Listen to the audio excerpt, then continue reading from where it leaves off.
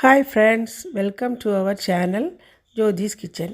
ഇന്ന് നമ്മുടെ കാനഡ സീരീസിൽ ഇവിടെ ഓബോട്ട്സ്ഫോർഡിൽ ഞങ്ങൾ സ്ട്രോബെറി പിക്കിങ്ങിനായിട്ട് പോയതാണ്.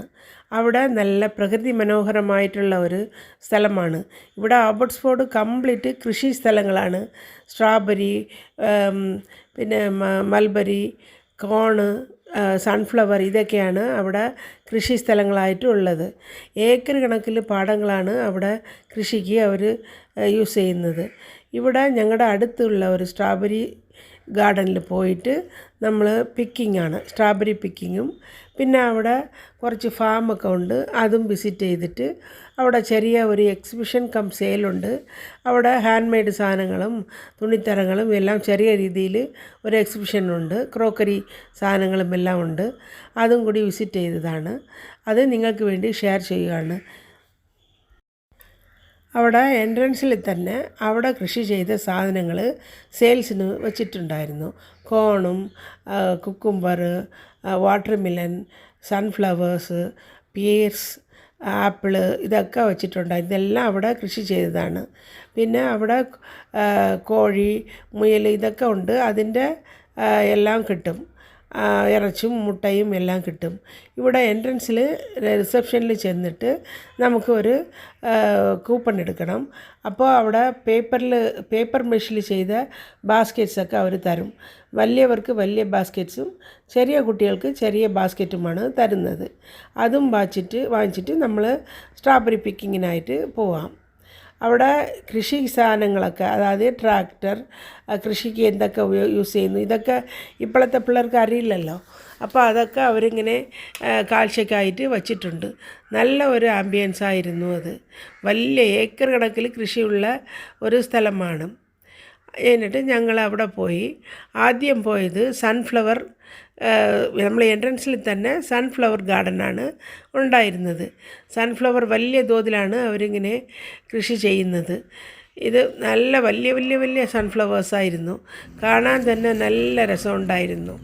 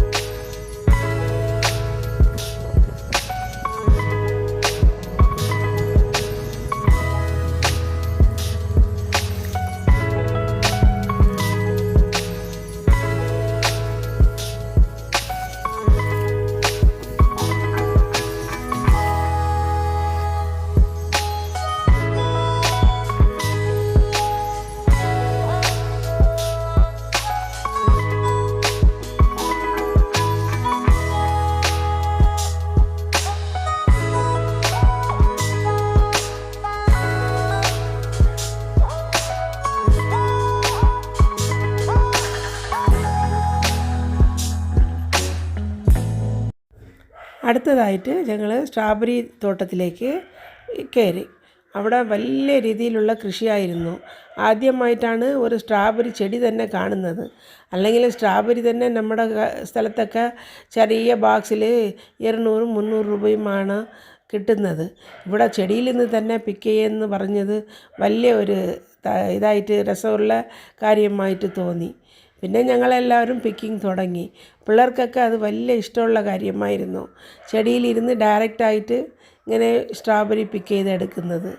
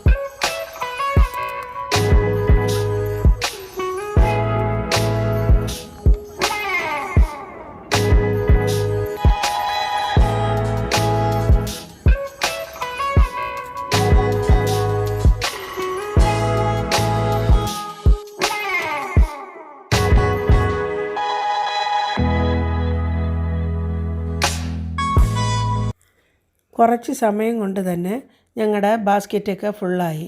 അതാണ് അവരുടെ ഒരു കണക്ക്. ഈ ബാസ്ക്കറ്റ് ഫുള്ളായിട്ട് എത്രത്തോളം പറിക്കാൻ പറ്റുമോ അത്രത്തോളം പറിക്കാം. എല്ലാവർക്കും ഭയങ്കര അത്ഭുതമായിരുന്നു. ഇത്രയും വലിയ വലിയ സ്ട്രോബെറീസ്, നല്ല സ്ട്രോബെറീസ്. ഞങ്ങൾ അത് വണ്ടിയിൽ കൊണ്ട് വച്ചിട്ട് പിന്നെ ഫാം വിസിറ്റിലേക്ക് പോയി. ഫാമിൽ ഒരുപാട് മരങ്ങൾ, ആപ്പിള്, പ്ലംസ്, പെരീസ് എല്ലാം ഉണ്ടായിരുന്നു. പിയേഴ്സ് ഉണ്ടായിരുന്നു. പിന്നെ കോഴി, മുയൽ, ഗോട്ടിൽ എല്ലാ സൈസ് ഗോട്ടും, നമുക്കറിയില്ല പേര്, നമ്മൾ ആദ്യമായിട്ടായിരിക്കും ആ ഗോട്ടൊക്കെ കാണുന്നത്. അങ്ങനത്തെ ഗോട്ടുകളും ഉണ്ടായിരുന്നു. കോഴിയിലും എല്ലാം നല്ല പുഷ്ടിയുള്ള കോഴികളായിരുന്നു. ഇത് കുട്ടികൾക്ക് ഉള്ള രസമുള്ള ഒരു കാര്യമായിരുന്നു. സാധാരണ ഇപ്പോൾ വീടുകളിലൊന്നും കോഴി ഇല്ലല്ലോ. അപ്പോൾ ഇവിടുത്തെ കുട്ടികൾക്ക് ഇത് നല്ല ഒരു രസമുള്ള കാര്യമാണ്.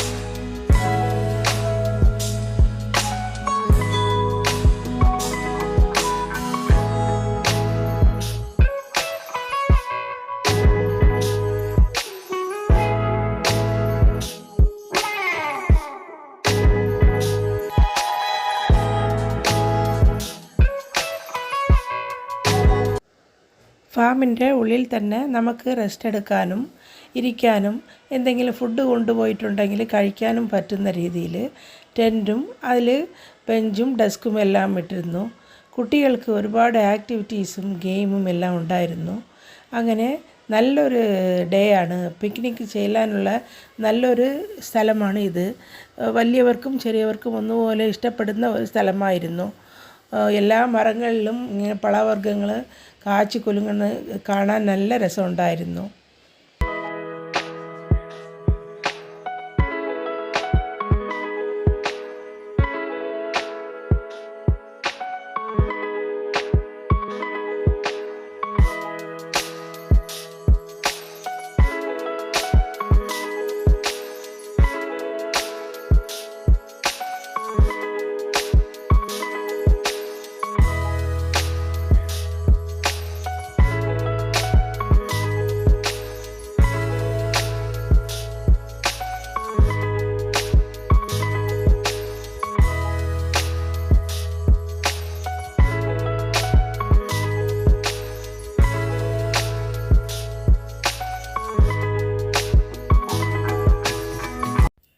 അടുത്തതായിട്ട് ഞങ്ങൾ തിരിച്ചും നമ്മൾ ബാസ്ക്കറ്റ് വാങ്ങിച്ച സ്ഥലത്ത് തന്നെ ഉള്ള എക്സിബിഷൻ കാണാൻ വന്നു. അവിടെ ഒത്തിരി സാധനങ്ങളുണ്ടായിരുന്നു. ഹാൻഡ് മെയ്ഡ് ക്രോക്കറി സാധനങ്ങളും ജാം, സ്ക്വാഷ്, ജ്യൂസ്, ഇതൊക്കെ നമ്മൾ ഇങ്ങനെ IRDPയിൽ വാങ്ങിക്കുന്നത് പോലത്തെ സാധനങ്ങളാണ്. തുണിത്തരങ്ങളും ഉണ്ടായിരുന്നു. എല്ലാ സാധനങ്ങളും ഉണ്ടായിരുന്നു. ഞങ്ങളൊന്നും വാങ്ങിച്ചില്ല, കുറച്ച് കഴിക്കാനുള്ളത് മാത്രം, അപ്പോൾ കഴിക്കാനുള്ളത് മാത്രം വാങ്ങിച്ചു. നല്ല രസമുണ്ടായിരുന്നു കാണാൻ.